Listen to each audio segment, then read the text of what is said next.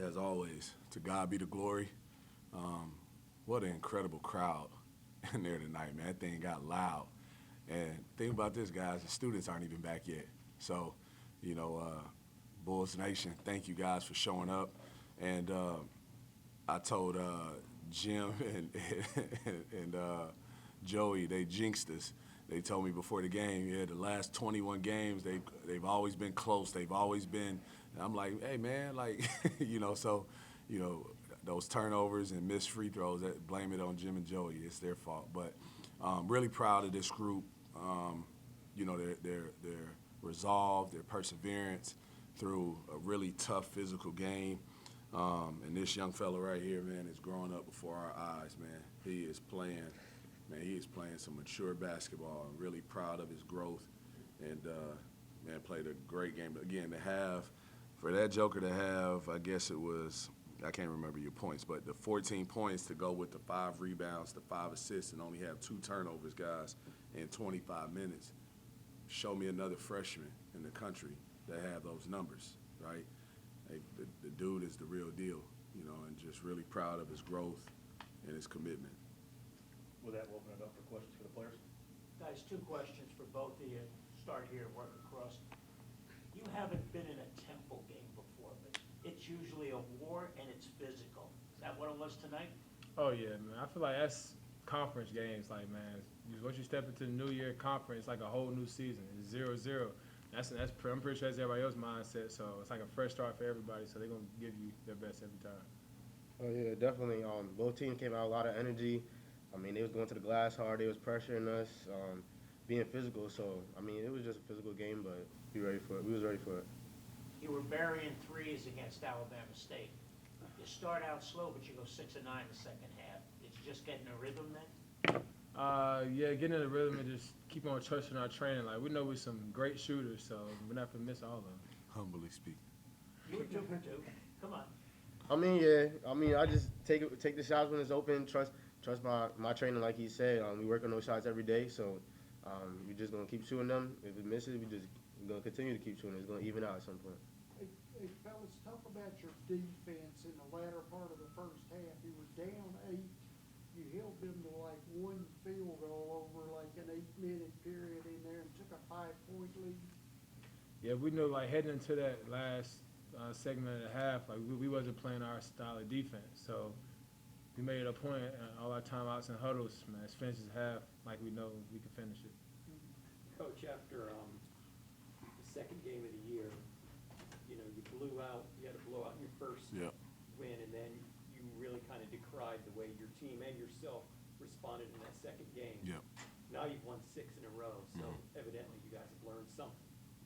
Yeah, absolutely. And as I told the guys, we've learned, you get lessons throughout the year. I think if you ask any coach in the country, who's standing at the end, right, in that national championship game, it's more than likely it's the coach that has done the best job of managing his team and their growth, right? And I just think with us, it's kind of the same thing.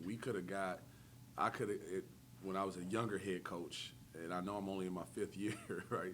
But when my first or second year, man, I would have came in there the next day and just been kind of all over the place, my emotions. Like, I wasn't emotionally mature enough yet, to get my team to respond. And so down, because at that time, you look at our team, you got 4 guys that have played in, actually 5 guys that have played in the NCAA tournament.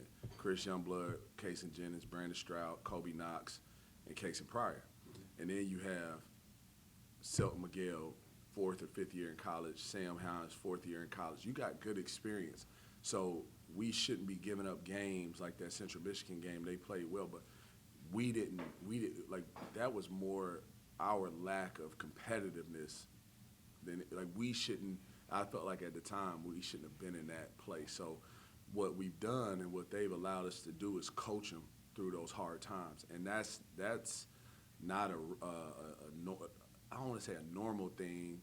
It's just not, you don't see, like, guys, especially early in the year, man, they'll go left on you in a heartbeat. If you go in there and handle it the wrong way, yelling and screaming and cussing, oh, that's how you gonna act? And then they'll just, they'll go the other way. But my staff and I, we got a little bit more intentional about those relationships and making sure each guy, they get vitamins every day. Each assistant coach has a pool of 4 guys, and they get some type of vitamin. It might be video, a motivational quote. It might be, a word from from God's word, something, and just give us those opportunities to talk. And I think that's where you see our guys are responding to the coaching, like Jayden Reid again. Somebody asked me the other day, they said, man, you had him in a bear hug, what were you trying to get across to him? And I was like, in that moment, I was just telling him, look, man, I love you. Like, we've been here before, don't get down on yourself. I'm not down on you. I just need you to play harder. Think about it. If after the second game, he doesn't recover, but he recovers in that game, finishes. I think he went 6 for 6 down the stretch from the free throw line, made some big plays, and then, man, for that dude to come back tonight, not miss a shot, again, 5 assists, 2 turnovers, 5 rebounds, guys, we got a dude. Coach Jayden, I was gonna ask you, it feels like watching him, he's an excellent decision maker on whether Yes. to find his shot or find his teammate Yes. in one of the half-court sets. Yes. No, he is. And what he's doing, the thing he's done, Christmas break, we always say it's one of the best times of the year. But, like, as a player, I said to him, I can remember when I was in college. I'm not going to tell y'all when, but when I was in college, me and my teammates, we used to say, oh, it's pro time, because you could get up, go to the gym at 9 in the morning, get some shots up, go back and get a good nap. You ain't got to worry about class or study hall. Man, what they did a great job of, all of those guys, along with the staff, was during this break, they've come in, they got extra work in, but what Jayden has done, man, he spent so much time watching film, with the coaches. As I tell them all the time, like, yo, I said, Jay, you watching film? Yeah, I'm watching it. Who you watching it with? Myself. Your eye's not trained enough yet. Come in, watch it with a coach until you can watch it from our lens. And he's watching it with a coach, and now on the court, he's seeing the game from our lens, and it's really special to watch. It really is. Coach, you start the first 10 and a half minutes, you're 2 of 12 from the three-point line. Yep. It looked like it was more one pass and a shot. It Yeah. wasn't in the flow. After that, it started to become Well- flow. Would you agree? Respectfully, I'll disagree on that one, right?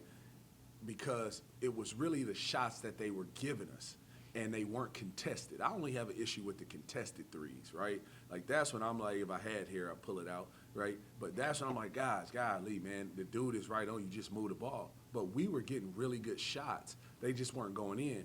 But the problem was they were coming on this end and almost getting whatever they wanted. And so I think after the first media, we said to the guys, hey, I told them, I'm not worried about those. Like, we're going to make those shots, right? Man, we've got a guard down here.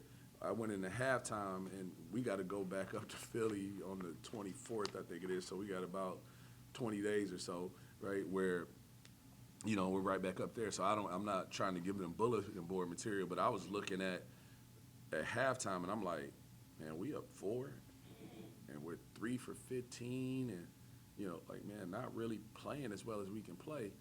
If we put it together, and we did, but again, man, I got to get this group these dudes, man. I swear, if they were baseball players, man, we get no runners on base. Man, all these dudes are trying to hit the long ball, man. All of them had a mindset of chicks dig the long ball. I'm telling you, because they just want the home run on both ends of the court. And it's like, guys, no, it's discipline. Real toughness is being able to, man, when the shot goes up, man, I want to turn and hit and find somebody to hit. When we're running our offense, run it with tempo. What we call, we need you to execute it. And we were a little bit inconsistent in that second half, at times with that. So we got to be better. Coach, it's 66-65. Yep. Knox gets a bucket. Yep.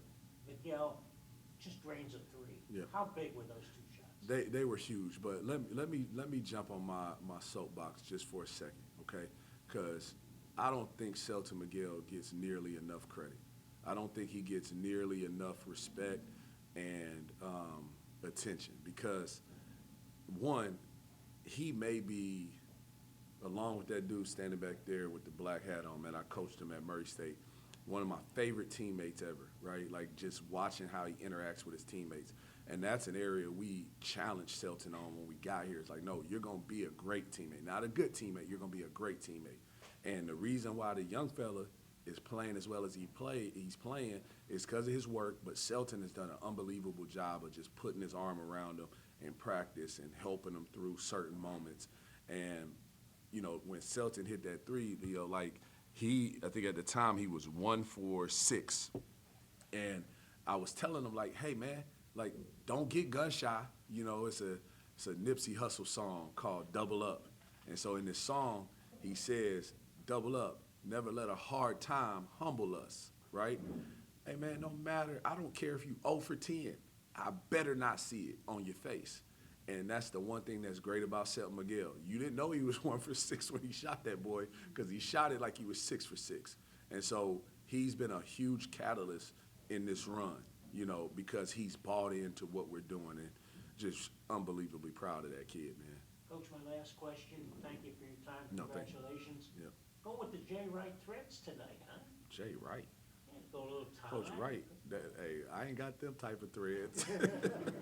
I ain't got that money.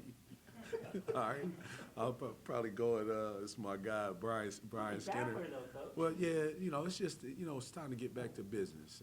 It's how I view it. I said before, I want to be an example for our players. I want them to know what a good man looks like, how he carries himself. I want them to know what a good father, a good husband looks like, and what a good leader looks like. You know, and the casual piece, don't get me wrong, it's nice. It's very comfortable. But, you know, these guys in a few years, you know, if they are blessed enough to get to where, you know, God is taking them, they got a dress code in the NBA. You can't come in there with jeans and a jersey on no more. You got to be dressed up. So I need to get back to being that example. So when you say you guys dig the long ball, is it accurate to say they dug it more efficiently in a more disciplined way in the second half? Absolutely. Okay. Absolutely. Our offense was ran with so much better tempo. You know, and when I'm talking about tempo, it's sprinting the screen, it's waiting on screens, and then sprinting off the screens. And then once we got the ball, and that's why Jayden had 5 assists, he's so good coming off the screen, and then he'll like stop. He has like this little hesitation, you know, and he's just waiting for that big man to make his decision. Is he gonna take a step towards me, or is he going back? As soon as he takes that step towards him, boom, he hit Corey over the top, Case and Pryor over the top. But as soon as that dude goes back, it's like the road runner. Me, gone. I'm telling my age right now. I got time, guys. Like you know, if you do.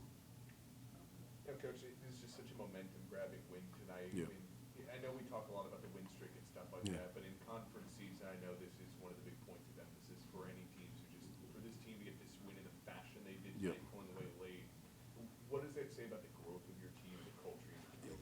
Like, think about this. We didn't have Brandon Stroud tonight not feeling well, you know, and Brandon is our competitiveness. I think every guy to a man will tell you when Brandon's on that floor, we're a more competitive team on that defensive end of the court.